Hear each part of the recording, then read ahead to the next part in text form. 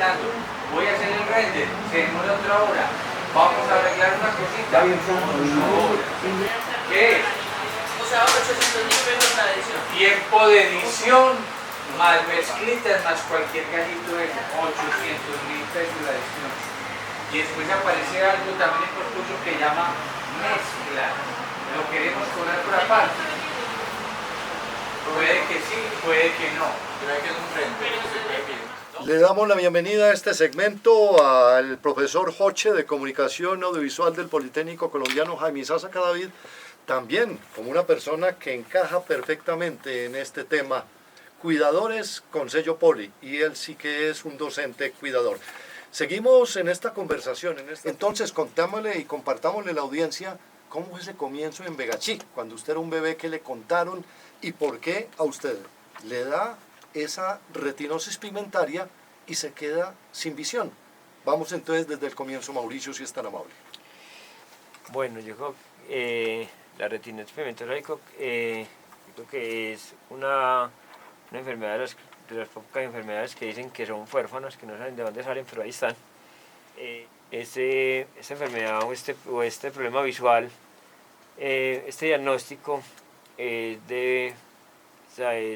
directamente de nacimiento, o sea, se forma o la deformación es directamente cuando está dentro del vientre de la mamá. Claro que cuando ustedes lo empiezan a poner allí como bebé, expuesto a una luz muy fuerte también, eso contribuye a que usted vaya deteriorando más su visión en aquel momento. Claro, y no estar en un sitio al frente, sino que estar en la parte de atrás, también contribuyó pues a que se fuera debilitando más la visión. Y en este segmento sonoro, titulado Cuidadores con sello del Politécnico Colombiano, Jaime Sasa Cadavid, pues la pregunta tendría que ser también obligatoria para nuestro invitado. Decirle a Mauricio Macías cómo una persona que nació básicamente con esa condición, persona con discapacidad visual, ha llegado hoy en día a profesionalizarse en una universidad y no solo obtener un título, sino que también a compartir sus conocimientos como profesor en una institución como el Politécnico. ¿Qué reflexión de vida al cabo de los años hace usted, Mauricio, sobre todo este recorrido que ha tenido usted como ser humano?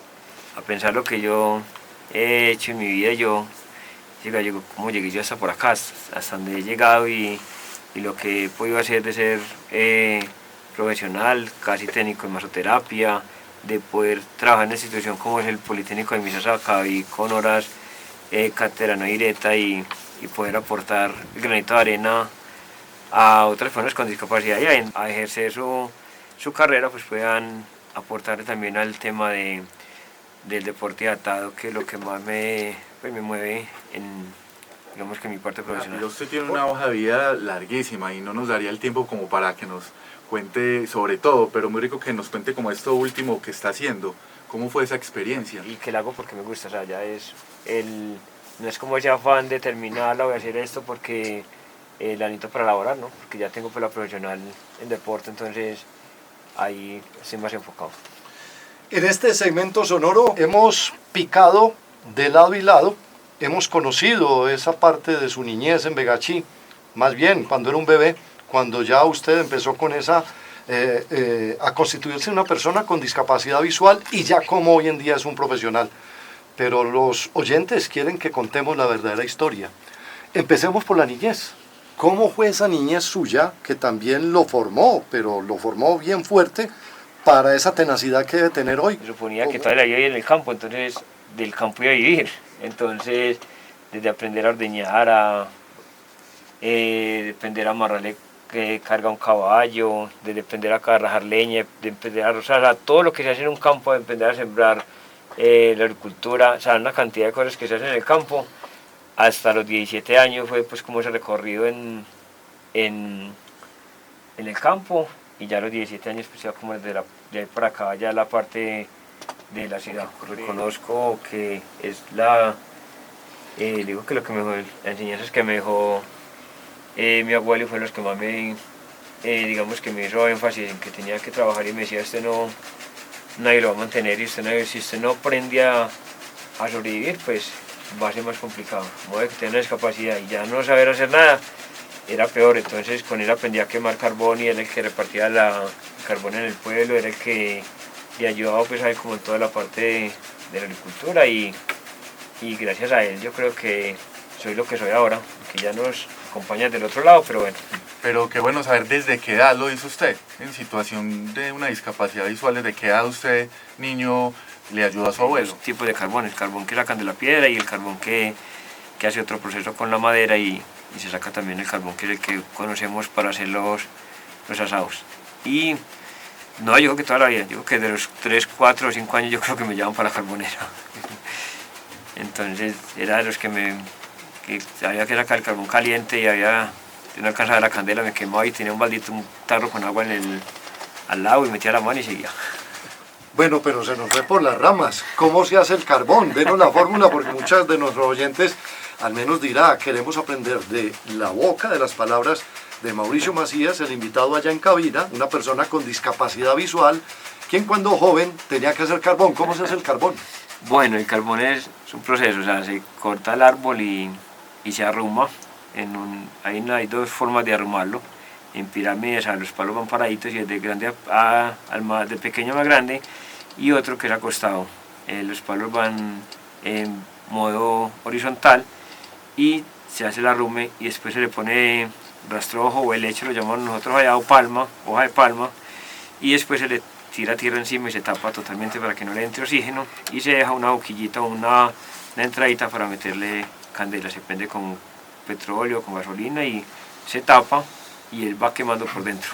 Bueno, por fortuna han pasado los años, muchos, y usted no se quedó en Begachí haciendo este tipo de labores, sino que pensó, lo proyectaron, tomó usted la decisión y a los 17 años se vino para el área metropolitana. Resumidamente, ¿cómo fue ese episodio de su vida? Bueno, ya mi mamá pues toda la vida trabajó en casas de familia acá en Medellín y ya dijo pues bueno, vamos para Medellín y ya me vine para acá a Medellín y en el 97 y ya vengo acá a Medellín y ya empiezo pues como a conocer otros procesos y hacer una cantidad de cosas acá también en la ciudad. Quiero aprovechar que lo tenemos enfrente para dedicarle un escrito de un anónimo que dice lo siguiente, y se lo dedico desde mi fondo del alma y del fondo del corazón a nuestro invitado. Me gusta la gente que vibra, que no hay que empujarla, que no hay que decirle que haga las cosas, sino que sabe lo que hay que hacer y que lo hace. La gente que cultiva sueños y hasta que esos sueños se apoderan de su propia realidad.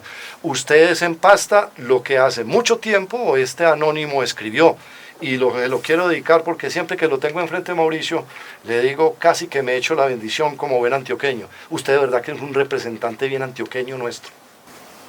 Muchas gracias, profe, hombre. No, nunca lo había escuchado, pero está interesante, está bueno el escrito. Sí, yo creo que eso es lo que hay que hacer, ¿sabes? Yo creo que tomar la iniciativa y lo que decía ahorita, ¿sabes? Yo creo que a veces dice que no necesitamos del otro, pero cuando tomamos la iniciativa necesitamos del otro, pero también aportamos al otro, se pueden crear muchas cosas. Hablamos del cuidado, y en ese orden del cuidado sigue en este conversatorio Jorge Mejía. Mauricio, qué bueno que nos cuente esa, ya nos contó que llegó a Medellín, que con su mamá, se instauró. Cuéntenos cómo fue la entrada a estudiar profesional en deportes al Politécnico Jaime Isaza Cadavid, qué lo motivó, qué lo inspiró a tomar ese camino. Yo empecé a trabajar con unos cocheros acá, en el tiempo eran unos caballos que jalaban unos carruajes y les llevaba algunos cocheros, después terminé en los semáforos, terminé digamos que pidiendo limosna, pero no era porque lo necesitara, sino que yo soy muy cortamente mi mamá y con los cocheros pues después vendí en los semáforos, después vendí galletas en los buses, después reciclé, que en este momento vuelvo otra vez al reciclaje. Mi nuevo emprendimiento es una estación de clasificación de reciclaje. Y después ya empiezo a estudiar en el 2005, hago el bachillerato en 5 años, primaria y bachillerato, y en el 2012 empiezo mi carrera profesional en deporte acá. ¿Por qué empiezo deporte? Porque en otra carrera. Porque yo soy de los que, yo creo que yo soy como diferente a los demás. Yo siempre hago lo que el otro no hace. Y yo creo que es lo que me ha caracterizado mucho en la vida.